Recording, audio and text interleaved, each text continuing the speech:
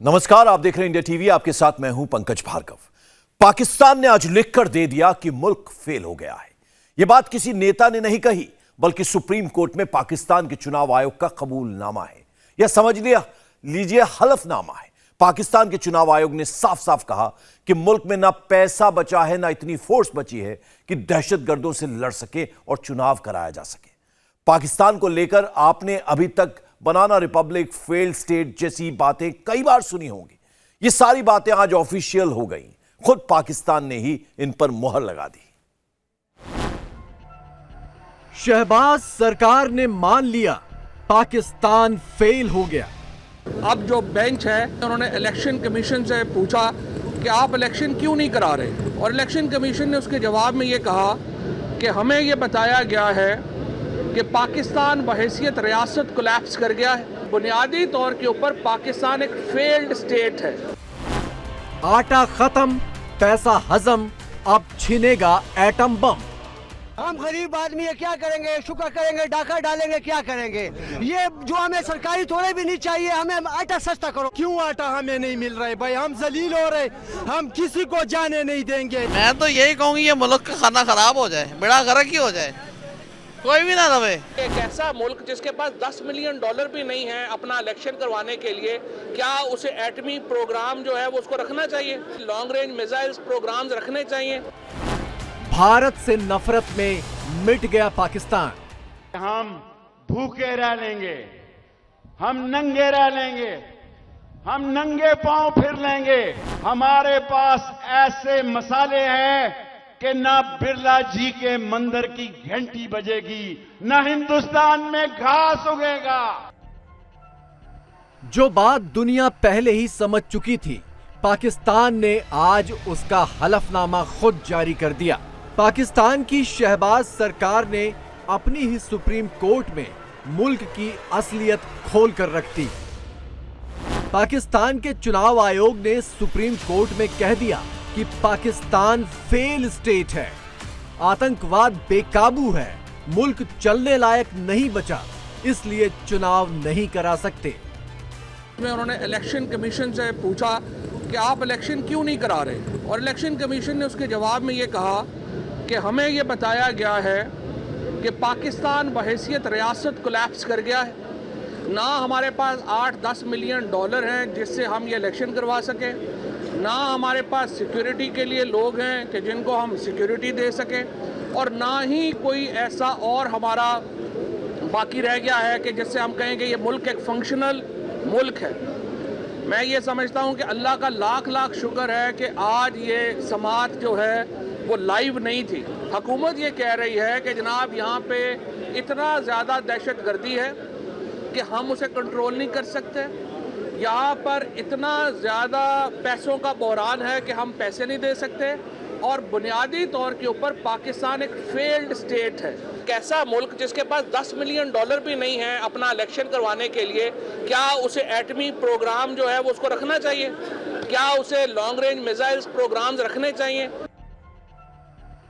पाकिस्तान के पूर्व कैबिनेट मंत्री फवाद चौधरी जब अपने मुल्क की कलई खोल रहे थे, उनके बाजू में एक और पूर्व कैबिनेट मंत्री शेख रशीद भी मौजूद थे। यही शेख रशीद 2 रोज पहले भारत को एटम बम की गीदड़ धमकी दे रहे थे। मैंने बालाकोट में कहा था, हिंदुस्तान वालों, हमारे पास ऐसे मसाले हैं कि ना बिरला जी के मंदिर की घंटी बजेगी, ना हिंदुस्तान में घास उगेगा। सारी दुनिया में ये ऐलान करना चाहते हैं कि हम भूखे रह लेंगे, हम नंगे रह लेंगे, हम नंगे पांव फिर लेंगे, लेकिन ये 24 करोड़ कौम जिंदा है, ये लड़ेगी मरेगी पाकिस्तान के लिए। शऊर जिंदा हो चुका है, कौम मरने और मारने के लिए तैयार है। दहशतगर्दी और दिवालियापन के दलदल में गले तक गड़ चुका एक मुल्क एटमी हथियारों का जखीरा लेकर बैठा है, और इसके सिर फिरे नेता इस तरह की धमकियां देते फिर रहे हैं। ये और बात है कि शेख रशीद की इस गीदड़ भभकी को उन्हीं की आवाम ने उन्हीं के सिर पे दे मारा। शेख रशीद साहब की बात का जो है ना सीरियस लेना भी नहीं चाहिए। जैसे वो बोंगे इंसान है तो बिल्कुल भी सीरियस नहीं लेना चाहिए। ये लोग सिर्फ जबान से काम करते हैं, इनको छित्तर मारने चाहिए जो इस तरह के ये बयान देते हैं। जो लफ्ज़ मुंह में आता है वो बोल देते हैं, जी ये कर दो वो कर दो, बस यही बात फेंक रहे हैं, बदाल ही फेंक रहे हैं उधर इंडिया में, और कुछ नहीं करना ना। वोट बैंक क्रिएट कर रहे हैं, मतलब अपनी सियासत को चमकाने के लिए, अपने पीछे लोगों को लगाने के लिए। तो मतलब ये इंडिया वाला पत्ता खेल रहे हैं। न्यूक्लियर तो है, वो एक डिफेंस सिस्टम है, लेकिन डिफेंस भी तब होता है जब आपकी आवाम के पेट भरे हैं।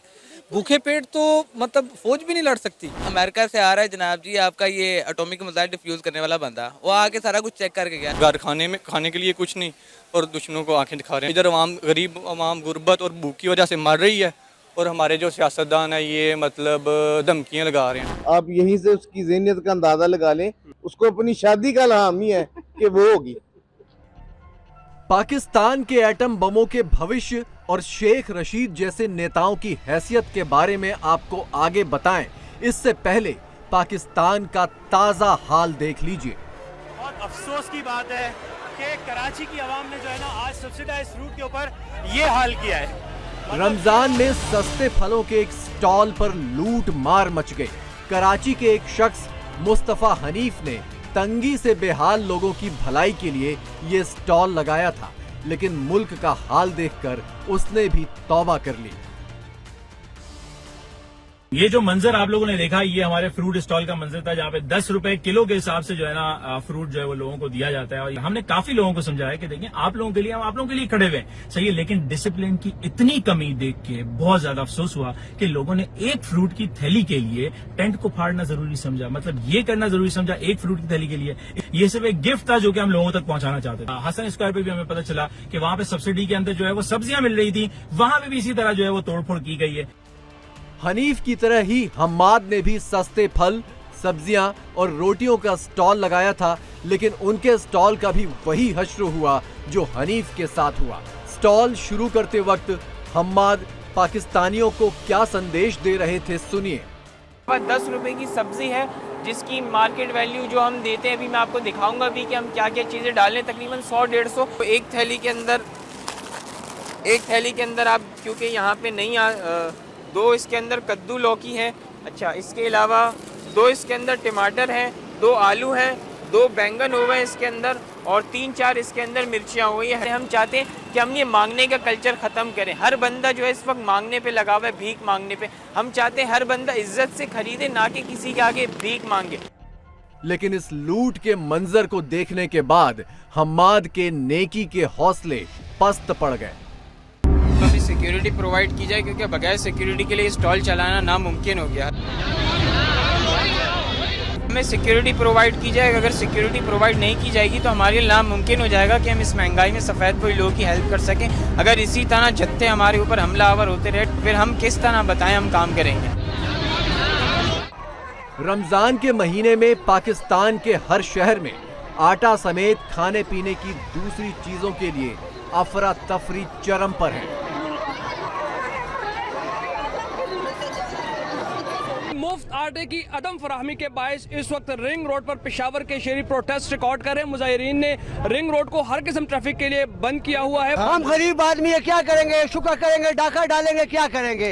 ये जो हमें सरकारी थोड़े भी नहीं चाहिए, हमें आटा सस्ता करो। क्यों आटा हमें नहीं मिल रहा है भाई, हम जलील हो रहे, हम किसी को जाने नहीं देंगे यहाँ। इस मुजाहरे में खवातीन की भी बड़ी तादाद मौजूद है। डिस्ट्रीब्यूशन पॉइंट मुख्तस किया गया था मुफ्त आटे की तकसीम के हवाले से। उस पॉइंट पर बदनज़मी की सूरत हाल सामने आई थी, जिसके बायस इस डिस्ट्रीब्यूशन पॉइंट को खत्म किया गया और इसी के खिलाफ आज ये शहरी जो है प्रोटेस्ट रिकॉर्ड कर रहे हैं। कहने को शहबाज सरकार गरीबों को मुफ्त आटा दे रही है, लेकिन ये मुफ्त आटा पाकिस्तानियों के लिए जानलेवा साबित हो रहा है।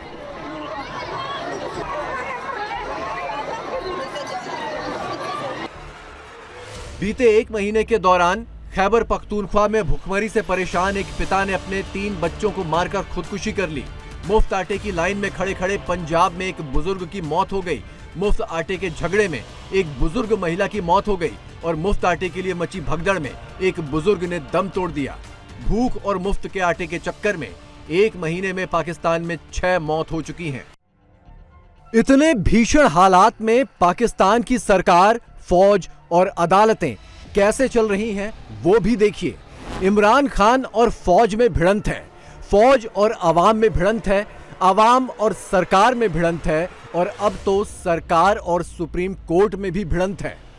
पाकिस्तान की पार्लियामेंट जो है वो एक ऐसा कानून बनाना चाहती है जिसके तहत चीफ जस्टिस ऑफ पाकिस्तान का जो अज खुद नोटिस लेने का इख्तियार है, उस इख्तियार को ख़त्म तो नहीं किया जाएगा लेकिन उसको महदूद कर दिया जाएगा। अहम तरीन जो सवाल है वो ये है कि क्या जो पार्लियामेंट है वो चीफ जस्टिस के इख्तियारात को कम कर सकती है, और इस वक्त क्या ये बहुत ज़रूरी है? पाकिस्तान की कुर्सी पर नजरें गड़ाए बैठे इमरान खान की सबसे बड़ी मददगार सुप्रीम कोर्ट है। सुप्रीम कोर्ट ने ही खुद संज्ञान लेकर 2 राज्यों में चुनाव का आदेश दिया। सुप्रीम कोर्ट का आदेश है कि 30 अप्रैल तक चुनाव कराने ही होंगे, लेकिन शहबाज सरकार चुनावों से बचना चाहती है। इसीलिए सुप्रीम कोर्ट की शक्तियां कम करने का कानून संसद से पास करा लिया गया है। एक लाडला किसी अदालत के सामने पेश नहीं होता, उसको आनन फानन रात के अंधेरे में जनाब स्पीकर उनको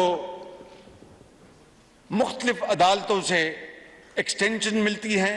एक सिटिंग खातून जज के बारे में चंद माह पहले उसने क्या कहा, वो अल्फाज जुबान पर नहीं आ सकते, लेकिन किसी ने उसका नोटिस नहीं लिया। जनाब स्पीकर, पाकिस्तान के तूल अर्ज में हर अदालत उनको जमानत दे रही है, कोई पूछने वाला नहीं।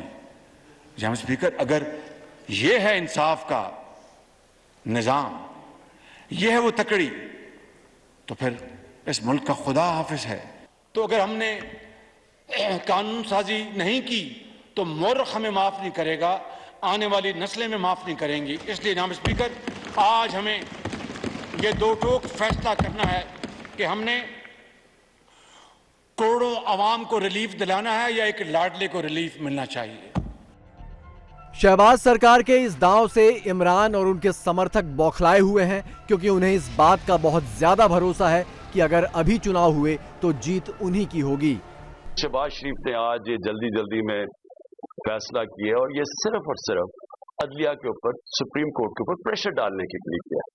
और वो क्यों किया है कि इलेक्शन नहीं चाहते, तो सारी चीजें वहीं से शुरू हो रही हैं कि ये सारे डरे हुए इलेक्शन से, उससे भागने के लिए प्रेशर पड़ रहा है सुप्रीम कोर्ट के ऊपर कि इलेक्शन किसी तरह ना करवाएं। न सरकार, न फौज, न कोर्ट, पाकिस्तान में अब ऐसा कुछ नहीं बचा जिस पर भरोसा किया जा सके। लिहाजा IMF समेत पूरी दुनिया को सबसे गहरी चिंता उसके एटॉमिक हथियारों को लेकर है, जिसका हल भी करीब करीब तय हो चुका है। पाकिस्तान में यही सरगर्मी है कि उसके एटम बम अब छिनने वाले हैं। कर्ज के बदले IMF पाकिस्तान की न्यूक्लियर मिसाइलें जब्त कर लेगा। पाकिस्तानी वित्त मंत्री खुद ये बात संसद में कबूल चुके हैं। अब जो सा करंटली सिचुएशन चल रही है ना, इसमें आप अमेरिका से आ रहा है जनाब जी आपका ये एटॉमिक मिसाइल डिफ्यूज करने वाला बंदा, वो आके सारा कुछ चेक करके गया। पहली बार पाकिस्तान के एटॉमिक जो अपने हैं ना न्यूक्लियर जो बेसिस हैं, उनको आके इन्होंने चेक किया है, ठीक है। और उसके बाद आपका डर क्या कह रहा है, वो कह रहा है जी कि हम जो मर्जी हो जाए, हम अपने मिसाइल जो उनसे हैं किसी सूरत में लॉन्ग रेंज मिसाइल जो उनसे हैं उन्हें डिफ्यूज़ नहीं करेंगे, उन्हें ख़त्म नहीं करेंगे। जब आपके मुल्क में इस तरह की बातें हो रही हैं तो मेरे ख्याल से शेख साहब को इस तरह का कोई बयान देना ही नहीं चाहिए था। शेख रशीद बोंग है, तो उनकी बात को सीरियस लेना ही नहीं चाहिए। सिर्फ इस दुश्मनी की वजह से तकरीबन हमारे भी इतने लॉसेस जा रहे हैं और इतने ज़्यादा हमारे अखराजात हो रहे हैं और इंडिया के भी हो रहे हैं। अमन पसंद ज़िंदगी जो है ना वो बहुत ही बेटर है और इस झंझट से निकलने के लिए तिजारत वहाँ से शुरू कर लेनी चाहिए। मैं तो कहता हूँ पाकिस्तान जैसे जैसे मईशत इतनी डाउन जा रही है हमारी, उसे अच्छा करने के लिए, उसे अगर मतलब हमें अमन पसंद ज़िंदगी गुजारनी है ना, तो हम दूसरे ममालिक भी हैं, हम वहाँ भी आना जाना, हाँ इंडिया में क्यों नहीं आना जाना होगा। इमरान खान ने आके ना ऐसा बेड़ा गर्क कर दिया। अपने मुल्क और आवाम की हालत क्या है ये जानते हुए भी शेख रशीद जैसे नेता पाकिस्तानियों को एटम बम की अफीम चटा रहे हैं। घास की रोटी वाला दशकों पुराना घिसा पिटा टेप फिर से बजाने लगे हैं। जाहिर है पाकिस्तानियों का खून तो खौलेगा ही। उनसे एक सवाल किया था कि आप शादी क्यों नहीं करवाते, तो उन्होंने कहा था कि अगर दूध मिलता है बाजार में तो भैंस रखने की क्या जरूरत है। आप यहीं से उसकी ज़हनियत का अंदाजा लगा लें कि वो अयास प्रस्त बंदा है। विजन उसका क्या है, बयान देता है वो क्या है, उसको अपनी शादी का हामी है कि वो होगी। इतना अर्सा हो गया शादी उसकी हुई नहीं, ठीक है, बस शादी वो करवाए, मतलब पाकिस्तान में शादी नहीं करवानी जी, क्यों नहीं करवानी, बस यही बात फेंक रहा है, बदायल ही फेंक रहे हैं उधर इंडिया में, और कुछ नहीं करना। ये तो ऐसे ही बस वो अपनी फॉर्मेलिटी पूरा इधर कर दिया, ये कर दिया, वो कर दिया। पाकिस्तान के हालात तो पहले देखो यार, अब कौन सी बातें कर रहे हो? एटमी मिसाइल को लेकर बस घूम रही है, एटमी मिसाइल, आप क्या कर सकते हैं? उनका काम है कि पाकिस्तान को तरक्की की तरफ लेके जाए, ये नहीं कि इंडिया की तरफ फेंक दे, घंटियां बंद कर दे, ये तो लफ्ज बोलनी चाहिए उसको, ठीक है। हम खुद कोशिश करें कि हम इंडिया से ना सिर्फ बच्चे बनाने में आगे जाएं, आबादी बढ़ाने में आगे जाएं और किसी काम में आगे न जाएं, बस ये है। शेख रशीद साहब जो है ना, वो बंदे ही ठीक नहीं है, जो सीधी सी जो बात है, ठीक है। उसको तो बस वो जैसी चाहिए जैश कर रहे हैं, कोई टेंशन नहीं है, बात वो लफ्ज मुंह में आता है वो बोल देते हैं जी, ये कर दो वो कर दो। अब जब पाकिस्तान ने खुद को फेल स्टेट कबूल ही लिया है तो उसकी घड़ी भी टिक टिक करने लगी है, या तो पाकिस्तान के एटम बम छिनेंगे या फिर घर में ही फटेंगे। इंडिया टीवी हर वक्त हर जगह डाउनलोड करने के लिए सर्च करें India TV news Google play store या ऐप स्टोर पर।